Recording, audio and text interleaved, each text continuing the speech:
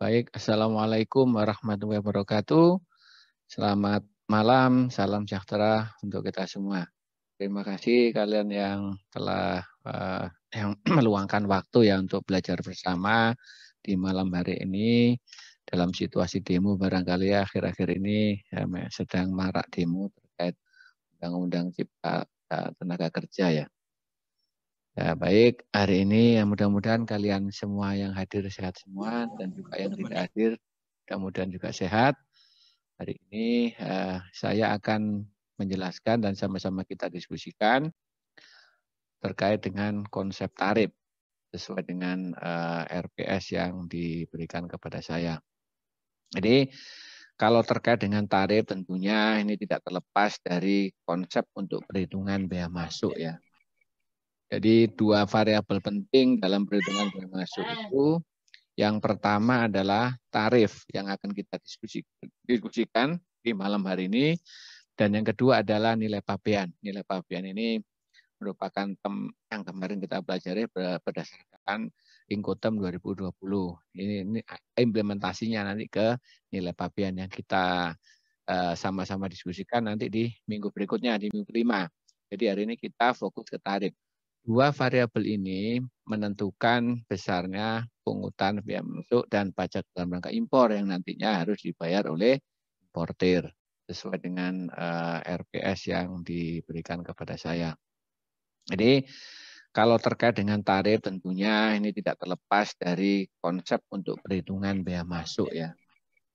Jadi dua variabel penting dalam perhitungan bea masuk itu, yang pertama adalah tarif yang akan kita diskusikan di malam hari ini, dan yang kedua adalah nilai pabean. Nilai pabean ini merupakan yang kemarin kita pelajari berdasarkan Inkotem 2020. Ini implementasinya nanti ke nilai pabean yang kita sama-sama diskusikan nanti di minggu berikutnya, di minggu 5. Jadi hari ini kita fokus ke tarif. Dua variabel ini menentukan besarnya pungutan bea masuk dan pajak dalam rangka impor yang nantinya harus dibayar oleh importir. Kalau terkait dengan tarif itu, definisi dari tarif adalah klasifikasi barang dan pembebanan bea masuk atau bea keluar.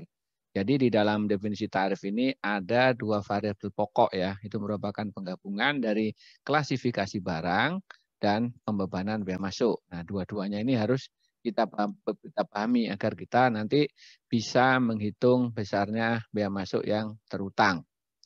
Nah, sekarang ya kita lihat satu persatu apa yang disebut dengan klasifikasi barang itu. Nah, klasifikasi barang itu merupakan suatu penggolongan barang yang dibuat secara sistematis untuk mempermudah pentarifan, yang seperti kita sampaikan tadi, pentarifan. Terus kedua, transaksi perdagangan. Yang ketiga, pengangkutan dan statistik. Dan klasifikasi barang ini berlaku secara internasional. Itu merupakan definisi dari klasifikasi barang, ya. Jadi pemanfaat klasifikasi barang itu di samping untuk pentarifan, juga untuk pengangkutan. Pengangkutan khususnya untuk pengangkutan barang perdagangan internasional, perdagangan impor-ekspor. Pasti ada klasifikasi barangnya. Ya, klasifikasi barang ini dikodifikasikan itu dalam suatu harmonized system namanya yang disusun oleh WCO. Ya, ini disusun oleh WCO dan Indonesia merupakan salah satu anggota dari WCO, maka Indonesia juga meratifikasi ini. Ya, disahkan Harmonized Commodity Description and Coding System atau HS Code yang sering disingkat itu dengan Kepres Republik Indonesia nomor 35 tahun 93. Ya, ini terkait dengan pemanfaatan penggunaan HS Code. Nah, klasifikasi barang dalam HS Code ini merupakan bahasa universal untuk barang. Jadi seluruh dunia itu akan seragam menggunakan HS Code ini. Semua barang yang disimbolkan dengan HS Code 6 digit itu sama penyebutannya seluruh dunia. Itu digunakan untuk pentarifan, kemudian transaksi perdagangan. Ya, transaksi perdagangan misalnya kita melakukan kegiatan impor ekspor, di situ pasti butuh nanti pencantuman HS Code-nya. Karena nanti untuk tarif referensi misalnya HS Code itu penting untuk menerbitkan surat keterangan asal, certificate of origin, agar mendapatkan tarif referensi. Pengangkutan juga sama. Pengangkutan ini misalnya untuk dimasukkan ke dalam manifest ya itu juga butuh HS code. Dan ini berlaku internasional. Statistik juga sama untuk menghitung barang, untuk mengetahui data importasi barang itu base-nya adalah HS code termasuk di Indonesia. Nah, kalau di level ASEAN itu ada kesepakatan bersama antar ASEAN, yaitu bersepakat untuk menyusun daftar penggolongan yang berlaku di ASEAN. Itu 8 digit ya, dengan cara menambah 2 digit terakhir dari 6 digit dari yang disusun oleh World Customs Organization. Ya, begitu terkait gambaran klasifikasi barang. Nah, klasifikasi barang ini ditetapkan oleh Menteri Keuangan melalui peraturan menteri. Di situ ada penggolongan, klasifikasi, dan tarifnya ya di situ ada. Nah, kemudian dari keputusan menteri ini dikodifikasi dalam suatu buku yang sekarang disebut dengan buku tarif kepabeanan Indonesia. Nah, buku tarif ini merupakan kodifikasi dari peraturan Menteri Keuangan terkait dengan klasifikasi barang dan tarif ya. Di situ dikodifikasi. Dari terakhir tahun 2017 ya. 2017 merupakan klasifikasi barang yang sekarang eksis masih berlaku di Indonesia. Itu terkait dengan klasifikasi. Kemudian terkait dengan pembebanan itu merupakan besaran tarif ya, besaran tarif untuk menghitung pungutan yang harus dibayar. Kalau tadi klasifikasi penggolongan barangnya, setelah ketemu penggolongannya, klasifikasinya, baru nanti langkah berikutnya pembebanannya. Kita tahu pembebanan, besaran tarif. Besaran tarif ini diperlukan untuk menghitung pungutan yang harus dibayar. Nah, di Indonesia itu ada 3 jenis pembebanan tarif ya. Besaran tarif itu ditentukan, yang pertama adalah tarif ad valorum, yang kedua tarif spesifik, dan yang ketiga adalah tarif gabungan, yaitu spesifik dan ad valorum. Ini merupakan tarif yang berlaku di Indonesia. Contoh tarif ad valorum. Ad valorum itu merupakan besaran biaya masuk ditentukan berdasarkan prosentase tertentu. Jadi ad valorum prosentase tertentu dari nilai pabean barang impor. Misalnya kalau dicontoh di kotak besar ini, di kotak di bawahnya itu ada besaran angka 5%. Ini namanya ad valorum, tarif biaya masuk 5%. Di baris ke-6 ya, di tengah-tengah itu ke kanan. Itu merupakan contoh pembebanan tarif yang masuk berdasarkan tarif ad valorum. Ya, itu disimbolkan dengan prosentase tertentu. Nanti penghitungan biaya masuknya dikalikan nilai pabean barang impor. Nah, kemudian untuk tarif spesifik itu merupakan biaya masuk yang dikenakan berdasarkan rupiah tertentu. Jadi sudah rupiah tertentu dari setiap satuan barang impor. Ya, jadi bedanya. Kalau tadi yang ad valorum itu prosentase tertentu, kalau spesifik rupiah tertentu. Langsung bentuknya rupiah dikalikan satuan barang yang diimpor. Ya, begitu. Nah, di Indonesia ini ada beberapa jenis barang yang dipungut berdasarkan tarif spesifik. Ya, misalnya gula, beras, ada juga minuman mengandung etil alkohol. Gula beras dihitung itu per kilo, ya, rupiah tertentu per kilo. Kalau dicontoh di depan ini adalah 550 per kilo untuk beras, ya. Gula juga dikenakan, ini untuk gula ya, beras juga sama dikenakan per kilo. Nah, kalau untuk minuman mengandung etil alkohol, minol, ya, itu dikenakan rupiah tertentu per liter. Jadi dikenakan biaya masuk ini per liter. Ada satu lagi tarif dari film ya, master film itu dikenakan per milimeter. Ya, itu untuk tarif yang berlaku secara spesifik. Nah, tarif biaya masuk besarannya adalah pasal 12 Undang-Undang Kepabeanan itu menyebutkan bahwa tarif biaya masuk itu ditetapkan setinggi-tingginya 40% dari nilai pabean ya, itu 40%. 40% dari nilai pabean. Kecuali ada pengecualiannya ya. Nanti untuk pengecualiannya ya ditentukan pasal 12 itu adalah pertama merupakan barang hasil pertanian tertentu. Ini ditetapkan oleh pemerintah.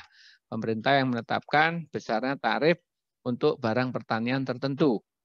Yang kedua, barang-barang yang termasuk di dalam daftar eksklusif schedule 21 CAT. Ini juga sama terkait dengan barang pertanian. Memang masuk pengecualian. Yang ketiga adalah barang impor yang termasuk dalam perjanjian internasional. Ya, di situ ada kesepakatan internasional baik antara negara dengan negara, ya, bisa juga dengan komunitas negara dengan negara, misalnya perjanjian preferensi tarif antara ASEAN dengan China misalnya, bisa juga antara komunitas negara dengan komunitas negara. Nah, tergantung dari kesepakatan antar negara yang menyetujui untuk menggunakan tarif impor barang tertentu yang disepakati. Yang terakhir adalah barang penumpang, barang awak sarana pengangkut, kemudian barang pelintas batas, atau barang yang dikirim melalui pos atau jasa kiriman. Itu dikenakan tarif tertentu, ya, tarif khusus, ya. Bisa nanti dikenakan tarif flat misalnya, ya. Flat untuk semua jenis barang dikenakan flat, tidak mengikuti ketentuan umum, ya, yang dikenakan tergantung dari jenis barang yang diimpor, ya. Kalau untuk pengecualian tadi barang penumpang, barang awak sarana pengangkut, barang pelintas batas dan barang kiriman pos itu dikenakan tarif khusus. Nah, yang disebut dengan barang pelintas batas adalah barang dimasukkan oleh penduduk di sekitar perbatasan. Jadi tinggalnya di sekitar perbatasan satu negara, misalnya perbatasan antara Indonesia dengan Malaysia. Nah, di situ ada perjanjian antara Indonesia dan Malaysia untuk membebaskan bea masuk sampai jumlah tertentu untuk kebutuhan bahan-bahan pokok. Nah, kalau nanti terkait dengan pembawaan barang melebihi itu dikenakan tarif yang berlaku secara khusus, ya. Itu terkait pengecualian. Nah, seperti yang saya sampaikan di sebelumnya bahwa perhitungan bea masuk itu ada dua unsur utama, tarif bea masuk dan nilai pabean. Nah, sekarang kita lihat tahapan-tahapan untuk menghitung bea masuk. Ini tahapan sederhana yang bisa kita diskusikan. Yang pertama harus ditentukan dulu nilai pabeannya. Nilai pabean ini berangkat dari term yang disepakati, incoterm yang disepakati oleh kedua belah pihak antara penjual dan pembeli. Tetapi untuk perhitungan nilai pabean itu yang digunakan sebagai dasar adalah term CIF, Cost Insurance Freight. Jadi kalau misalnya ada jual beli termnya bukan CIF, maka harus dijadikan CIF dulu. Misalnya yang perjanjian disepakati termnya adalah X-Works. Berarti nanti agar menjadi shift harus ditambahkan inland cost-nya dulu, ya, inland ya, angkutan di daratnya dari gudang sampai ke pelabuhan. Kemudian biaya di pelabuhan-pelabuhan di negara-negara pemuatan, ada biaya-biaya pastinya. Terus biaya transportasi dari negara pengekspor sampai ke pelabuhan tujuan di Indonesia. Terus ditambahkan asuransi, baru ketemu harga CIF. Nah, nilai pabean itu merupakan hasil perkalian dari CIF dengan kurs. Kurs di sini adalah kurs pajak yang berlaku saat dilakukan pembayaran. Ya, pembayaran itu pada saat pembayaran itu yang berlaku. Nah, kurs pajak ini ditentukan secara periodik oleh Menteri Keuangan. Ya, mungkin sekarang mingguan, ya, setiap hari Rabu, saya agak lupa, setiap hari Rabu itu muncul kurs pajak, ya, bukan kurs tengah, bukan kurs BI, tetapi kurs pajak, kurs yang ditetapkan oleh Menteri Keuangan untuk perhitungan pajak, termasuk bea masuk. Nah, kalau sudah nilai pabean diketahui, maka baru bisa dihitung. Ini asumsinya tarif bea masuk sudah diketahui, ya, tarif bea masuk karena tinggal buka di buku, baru nanti dihitung bea masuknya. Tarif dikalikan nilai pabean. Maka ketemulah yang namanya jumlah bea masuk. Ya. Kemudian kalau bea masuk sudah ketahui, langkah berikutnya adalah menghitung yang namanya nilai impor. Nilai impor ini merupakan hasil dari penjumlahan nilai pabean ditambahkan dengan bea masuk. Ya, dan nilai pabean ditambah bea masuk jadi nilai impor. Nilai impor ini diperlukan sebagai dasar untuk menghitung pajak dalam rangka impor. Pajak dalam rangka impor itu lazimnya adalah PPN dan PPh pasal 22 impor. Nah, untuk barang-barang tertentu itu ada nanti dikenakan PPN BM, pajak penjualan atas barang mewah. Ya, ini untuk menghitung nilai impornya. Jadi kalau nilai impor sudah diketahui, baru nanti bisa dihitung PPN-nya. Prosentase tertentu dikalikan PPN, kalikan nilai impor, jadilah PPN. Demikian juga dengan PPH. PPH pasal 22 itu dikalikan nilai impor, merupakan besaran angka PPH yang harus dibayar. Toh ya, di contoh perhitungan biar ilustrasinya lebih mudah dipahami barangkali di slide ini bisa kita sama-sama kita baca. Itu ada PT Sadar mengimpor barang yang namanya kalsium klorida 95%, asalnya dari Taiwan, jumlahnya 150.000 kilo, kemudian harga GIF-nya adalah 25.000 US dollar, kemudian tarif posnya itu 2516 1220, ya masuknya 5%, PPN 10%, PPH 22,5%, kurs pajaknya adalah 14.500. Nah, sekarang kita diminta menghitung berapa biaya masuk dan pajak dalam rangka impor yang harus dibayar. Nah, sekarang kita coba menghitung berdasarkan tahapan tadi ya. Kita lihat ya, silakan dibaca. Di situ yang pertama kita hitung nilai pabean dulu. Ya, nilai pabean tentunya mengalihkan tadi if dengan kurs yang berlaku saat pembayaran ya. Tadi harga CIF-nya adalah 25.000, kursnya 14.500, jadi nilai pabean menjadi 362 juta.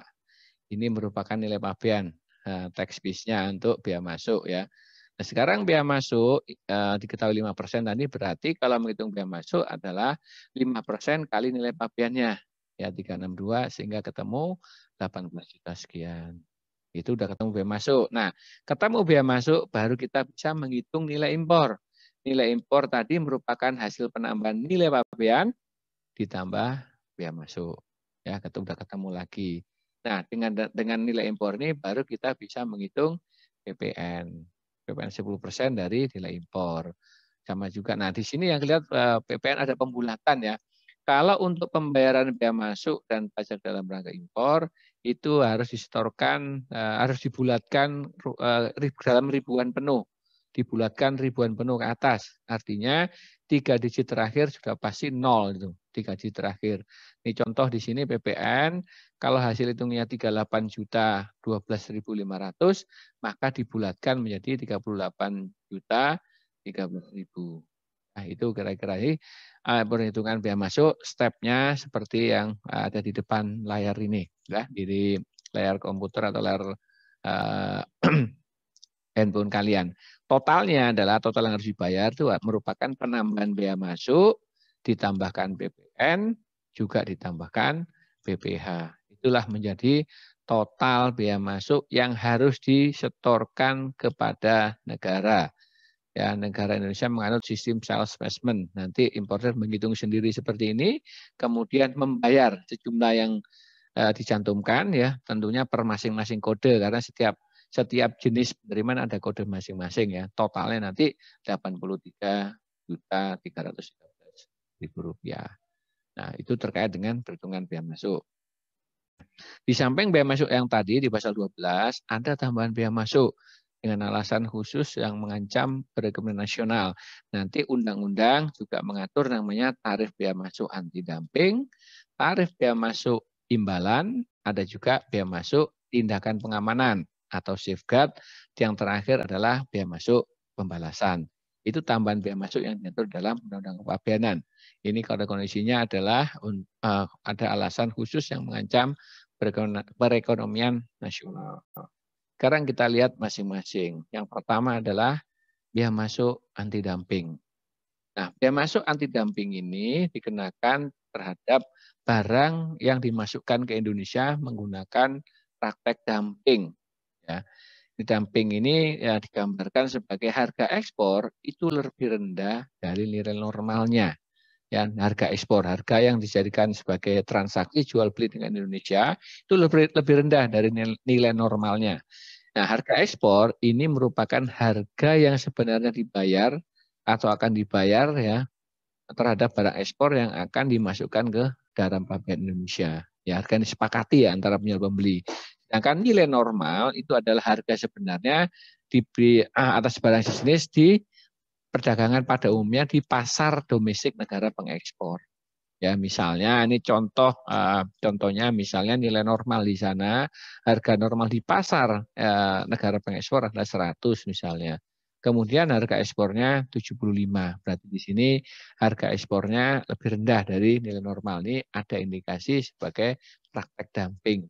Nah, dengan adanya harga ekspor lebih rendah dari nilai normal ini mengakibatkan yang pertama adalah kerugian industri dalam negeri untuk barang yang sejenis. Yang kedua, masih mengancam kerugian industri dalam negeri barang yang sejenis. Yang ketiga, menghalangi pengembangan industri barang sejenis dalam negeri. Ini tiga ya. Sudah rugi, masih mengancam atau menghalangi pengembangan. Itu akibat dari adanya praktek dumping. Ya, ini merupakan dasar yang bisa digunakan oleh pemerintah untuk mengenakan tarif anti dumping. Tentunya untuk dumping ini tidak mudah ya. Pertama harus dibuktikan dulu ada dumping atau tidak. Nanti ada tim yang secara khusus melakukan kajian untuk itu. Ya, dibentuk tim anti dumping oleh pemerintah yang anggotanya lintas kementerian. Ya, pada saat ada praktek dumping dan ada aduan dari pelaku usaha, maka tim anti dumping ini bergerak untuk meneliti kebenarannya ya terkait dengan ada dumping atau tidak. Nah, kalau sudah ada dumping nanti tahap berikutnya adalah menentukan berapa besarnya biaya masuk anti dumping. Undang-undang memberikan limitasi bahwa biaya masuk anti dumping itu dikenakan setinggi-tingginya nilai normal dikurangi harga ekspor. Mohon maaf ya di tempat saya adanya kenceng, saya stop sebentar ya. Lanjut ya, mohon maaf ya. Jadi saya ulang ya. Biaya masuk anti dumping itu dikenakan setinggi-tingginya itu selisih antara nilai normal dan harga ekspornya. Misalnya nilai normalnya 100 biar mudah ya, kemudian harga ekspornya 75, maka tarif biaya masuk anti dumping itu nanti dikenakan setinggi-tingginya 25. Ya tentunya ini setelah mendapat masukan nanti rekomendasi dari tim anti dumping ya. Nah, kemudian biaya masuk ini, biaya masuk anti dumping ini merupakan tambahan dari biaya masuk yang diatur di pasal 12 ya, yang tarif biaya masuk umum. Nanti ditambahkan. Jadi ada dua biaya masuk. Pertama biaya masuk yang berlaku umum, yang kedua ditambahkan biaya masuk anti dumping ya. Itu untuk menghitung biaya masuk ya. Contoh importasi yang dikenakan biaya masuk anti dumping misalnya pisang Cavendish yang berasal dari Filipina. Pisang ini dikenakan biaya masuk anti dumping sebesar 35%. Contoh yang kedua adalah hot rod coil yang berasal dari Korea dan Malaysia. Nah, dikenakan masing-masing 3,8% untuk hot rod coil dari Korea dan dari Malaysia dikenakan biaya masuk anti dumping sebesar 48,4%. Yang berikutnya adalah biaya masuk imbalan. Biaya masuk imbalan ini karena adanya subsidi ya, karena ada subsidi di negara pengekspor yang mengakibatkan sama dengan anti dumping ya, sama dengan dumping akibatnya menyebabkan kerugian atau mengancam kerugian industri dalam negeri sejenis atau menghalang-halangi perkembangan industri barang sejenis dalam negeri. Itu ya. Kalau akibatnya sama antara subsidi dengan dumping ya, praktek dumping dan praktek subsidi itu mengakibatkan ke industri kita keganggu, bisa rugi, bisa masih mengancam kerugian atau menghalangi perkembangan. Nah, subsidi itu diartikan sebagai bantuan keuangan yang diberikan oleh pemerintah atau badan-badan pemerintah, baik itu langsung maupun tidak langsung kepada perusahaan, industri atau kelompok industri atau langsung kepada eksportir. Itu yang didefinisikan sebagai subsidi. Tentunya nanti juga ada tim yang melakukan kajian untuk ini, untuk membuktikan adanya subsidi sebelum nanti dikenakan biaya masuk imbalan. Jadi nanti harus dipastikan dulu nih negara pengekspor itu melakukan subsidi atau tidak. Nanti ada tim yang melakukan penelitian lebih dalam terkait itu. Kalau ada subsidi baru nanti dikenakan tarif biaya masuk anti dumping yang besarnya itu setinggi-tingginya selisih antara subsidi dengan pungutan yang dikenakan pada saat ekspor untuk mengganti subsidi dan biaya-biaya permohonan, tanggungan atau pungutan untuk memperoleh subsidi. Barangkali untuk memudahkan itu biaya masuk imbalan itu dikenakan setinggi-tingginya, selisih antara jumlah subsidinya dikurangi dengan segala biaya yang dimaksudkan untuk mendapatkan subsidi. Itu merupakan tarif biaya masuk setinggi-tingginya bagi biaya masuk imbalan. Tentunya nanti ada tim yang melakukan kajian seperti itu. Sama dengan biaya masuk anti dumping, biaya masuk imbalan ini merupakan tambahan dari biaya masuk yang berlaku umum yang diatur di pasal 12. Ya. Kemudian yang berikutnya adalah biaya masuk tindakan pengamanan atau safeguard. Nah, kalau ada tindakan pengamanan ini dikenakan apabila terdapat lonjakan impor yang secara absolut atau relatif terhadap barang sejenis atau barang yang secara langsung bersaing. Ada lonjakan jumlah volume barang impor untuk barang tertentu. Ya ini atau diduga ada akan merugikan, akan menyebabkan kerugian yang serius kalau ini ya. Kalau ada lonjakan barang-barang impor ya itu menyebabkan kerugian serius terhadap industri dalam negeri yang memproduksi barang sejenis atau yang sejenis dan atau barang yang secara langsung bersaing, yang bersaing langsung head to head, atau masih mengancam terjadinya kerugian yang serius, bisa menyebabkan sudah terjadi atau mengancam, ini masih berupa potensi, itu juga bisa digunakan sebagai dasar untuk menghitung untuk menetapkan biaya masuk safeguard. Tentunya sekali lagi ini nanti ada kajian lebih dulu ya, ada pembuktian lebih dulu yang apakah lonjakan itu menyebabkan kerugian serius atau tidak. Nah, instrumen untuk mengatasi lonjakan impor ini ada dua sebenarnya ya. Pemerintah mulai dua instrumen. Yang pertama instrumen fiskal, yaitu berupa biaya masuk safeguard. Yang kedua mekanisme non fiskal, ya, pengaturan non tarif barrier, itu menggunakan kuota. Nah, pemerintah harus menggunakan salah satu, tidak boleh dua-duanya. Kalau kuota untuk membatasi impor sudah dilakukan, maka biaya masuk tindakan pengaman tidak harus dikenakan. Harus memilih salah satu ya untuk mengatasi lonjakan impor atas barang-barang tertentu yang bersaing dengan industri dalam negeri yang menyebabkan kerugian serius. Nah, ini sarannya itu dikenakan paling tinggi sebesar jumlah yang dibutuhkan untuk mengatasi kerugian serius ya atau ancaman kerugian serius dalam industri dalam negeri. Nah, tentunya ini nanti hitung-hitungannya ada ahlinya akan menghitung berapa besarannya, nanti Menteri Keuangan akan menetapkan besarnya tarif biaya masuk safeguard-nya. Nah, sama dengan biaya masuk imbalan dan anti dumping, maka biaya masuk safeguard ini merupakan tambahan biaya masuk yang dari biaya masuk yang dipungut berdasarkan pasal 12, ya, berdasarkan tarif biaya masuk yang umum, merupakan tambahan. Nah, untuk rumus menghitung biaya masuk anti dumping barang tindakan pengamanan ya relatif sama ya. Tarif biaya masuk ini kalau misal tarif di sini kebetulan ad valorem ya, ini bisa spesifik juga ya. Tarif dikalikan harga ya kali nilai pabean, ini masih ada kurang, bukan harga CIF, dikalikan nilai pabean. Tarif kali nilai pabean. Sama juga dengan biaya masuk tindakan pengamanan, tarif kali nilai pabean. Untuk menghitung PPN-nya, ini yang ada yang sedikit harus diperhatikan. Kalau ada barang yang dikenakan biaya masuk anti dumping, imbalan atau safeguard, itu nanti biaya masuknya harus ditambahkan semua. Biaya masuk yang berlaku umum ditambahkan biaya masuk anti dumping, biaya masuk tindakan pengamanan, baru nanti pungutan pabean ini digunakan sebagai tambahan untuk menghitung nilai impornya. Jadi nilai impor nanti nilai pabean ditambah pungutan pabean ya. Jadi bedanya dengan perhitungan yang berlaku umum adalah pada saat ada biaya masuk tambahan tadi itu ditambahkan ke komponen biaya masuknya menjadi pungutan pabean. Yang berikutnya adalah biaya masuk pembalasan. Biaya masuk pembalasan ini dikenakan terhadap barang impor yang berasal dari negara yang memperlakukan barang ekspor Indonesia secara diskriminatif ya. Ini barang ekspor ke negara tujuan itu dilakukan diskriminatif di negara tujuan.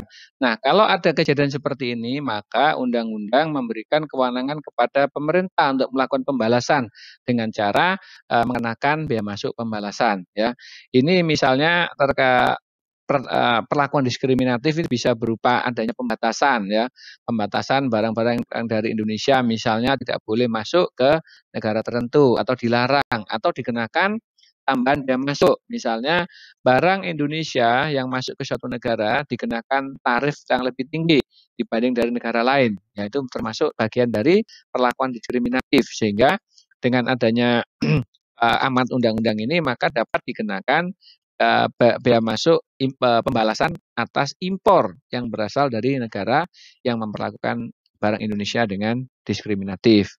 Sama dengan bea masuk anti dumping, imbalan, dan safeguard ini merupakan tambahan bea masuk yang dipungut berdasarkan pasal 12 ya, yaitu tarif bea masuk yang berlaku umum. Ya, itu merupakan bea masuk pembalasan. Terkait dengan ketentuan persyaratan dan tata cara pengenaan bea masuk anti dumping, bea masuk imbalan, bea masuk tindakan pengamanan maupun bea masuk pembalasan itu diatur lebih lanjut dengan peraturan pemerintah ya karena di sini melibatkan instansi lintas Kementerian Keuangan. Jadi amanat undang-undang ini pengaturannya itu diserahkan kepada pemerintah dalam bentuk peraturan pemerintah ya agar bisa dilakukan oleh masing-masing KL sesuai dengan kewenangannya nanti ya. Nah, sementara untuk besaran tarifnya, besaran tarif anti dumping, bea masuk imbalan, bea masuk safeguard atau bea masuk pembalasan itu ditetapkan oleh Menteri Keuangan. Tentunya nanti setelah mendapat rekomendasi masukan dari instansi teknis terkait ya terkait dengan barang itu. Yang berikutnya sekarang perhitungan bea keluar. Ya, kalau tadi kita bicara semua untuk bea masuk, sekarang untuk bea keluar. Bea keluar itu lebih sederhana karena yang dikenakan bea keluar itu hanya beberapa barang, tidak banyak ya. Misalnya barang kulit mentah, hasil tambang misalnya itu dikenakan bea keluar, tidak punya CPO turunannya misalnya itu dikenakan. Nah, untuk tarifnya bea keluar masih sama yang menggunakan tarif ad valorem dan spesifik. Ad valorem itu merupakan besaran tarif kalikan jumlah satuan barang. Di sini ada harganya harga ekspor, harga ekspor bukan harga transaksinya, bukan harga kesepakatan antara penjual dan pembelinya. Yang digunakan sebagai dasar adalah harga ekspor. Kemudian kalau untuk spesifik itu biaya keluarnya dihitung dari tarif persatuan barang. Jadi penetapan biaya keluarnya tarifnya persatuan barang dalam satuan mata uang rupiah tertentu. Karena Indonesia pasti dalam bentuk rupiah ya, dikalikan jumlah satuan barang dikalikan kursnya kalau dalam bentuk US dollar. Jadi komponen biaya keluar itu ada 3. Yang pertama adalah tarif, yaitu tarif ini ditetapkan berdasarkan referensi dari Kementerian Keuangan. Ini dari ditetapkan oleh Kementerian Keuangan ya. Kemudian ada harga patokan ekspor ini ditetapkan oleh Kemendak. Nah, harga patokan ekspor ini digunakan sebagai dasar bagi Kementerian Keuangan atau Menteri Keuangan untuk menetapkan harga ekspornya, HE. Ya, ini yang digunakan HE. Ya, digunakan sebagai dasar. Harga ekspor digunakan sebagai dasar untuk menghitung biaya keluar.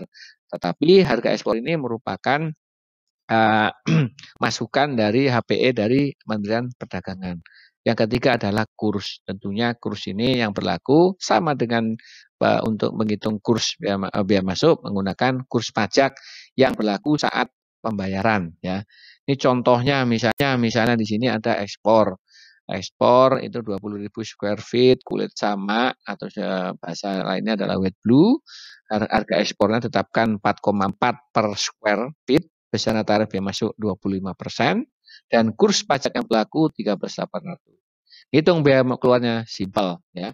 Ada tarif biaya keluar, jumlah barang, ada harga ekspor, ada kurs, tinggal dikalikan. Ketemulah angka biaya keluar. Nah, itu untuk biaya keluar lebih sederhana dan juga pengenaannya tidak kepada semua barang, hanya kepada barang-barang tertentu. Umumnya adalah bahan baku yang dibutuhkan oleh industri dalam negeri, sehingga pemerintah perlu mengatur pengeluarannya keluar daerah pabean untuk tujuan ekspor melalui mekanisme tarif barier ini ya untuk menjaga kestabilan pasokan bahan baku di dalam negeri. Misalnya untuk lingkungan itu untuk barang biji-bijian, biji-biji besi ya, barang tambang. Demikianlah penjelasan saya terkait dengan gambaran umum Undang-Undang Kepabeanan yang tadi meliputi batang tubuh Undang-Undang Kepabeanan, sejarah pemungutan bea masuk dan bea keluar di Indonesia, kemudian aspek-aspek yang diatur di dalam Undang-Undang Kepabeanan Nomor 10 tahun 1995, serta latar belakang yang mendasari perubahan Undang-Undang Kepabeanan menjadi Undang-Undang Nomor 17 tahun 2006, kemudian hal baru yang diatur di dalam Undang-Undang Nomor 17 tahun 2006, dan yang terakhir tadi adalah peran Direktorat Jenderal Bea dan Cukai dalam kerangka perdagangan internasional. Terima kasih. Wassalamualaikum warahmatullahi wabarakatuh.